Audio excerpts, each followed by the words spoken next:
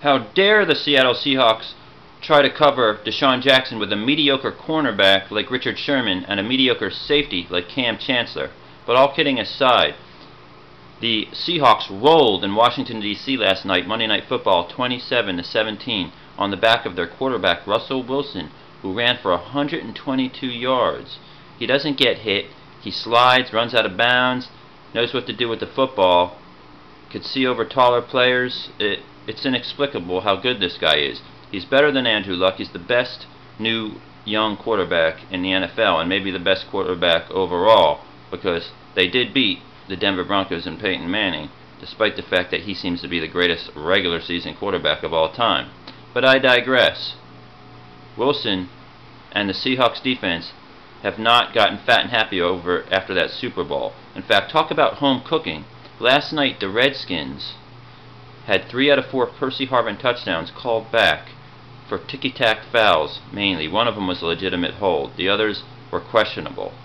Harvin, who was let go by the Vikings, has incredible speed, and though he's been hurt with the Seahawks as well, when he's on the field, he makes that team unstoppable. It's unfair with a defense like that and an electrifying player on the outside with beast mode on the inside. It's going to be hard to stop. So they roll 27-7. Late in the game, the Redskins had a chance to get back in it when Wilson made a Houdini-like play, running backwards at an angle, finds Marshawn Lynch with a little pretty touch pass, which basically put the game away. So 27-17, Redskins now 1-4, pretty much out of it. And in fact, Desean Jackson, who had over 150 yards receiving, did catch a 60-yard touchdown pass from Kirk Cousins. The problem with it, he didn't mute his celebration in the end zone despite being down 17-6, gleaning a little light on what the Eagles were thinking. Now, I know that the Eagles would be 5-0 if he was on board and on that team. I know that Raleigh Cooper would be wide open again, and I know that there would be a lot more running room for LeSean McCoy. However, you can't have a guy on your team who has to go George Costanza in the press conferences. If you watched last night, what you saw was restrained jubilation on the part of Desean, just like after the Eagles game when he burnt Kerry Williams deep. If he gets his, it's almost, he's a happy guy. Not that you need to be sad or depressed, you got to move on from these losses. But, you know, show a little team unity.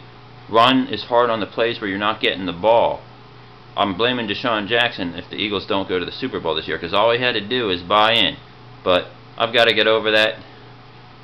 He's a Washington Redskin. The Seattle Seahawks are going to be one tough nut to crack. Hopefully they get a couple losses on the road and the Super Bowl won't go through that stadium.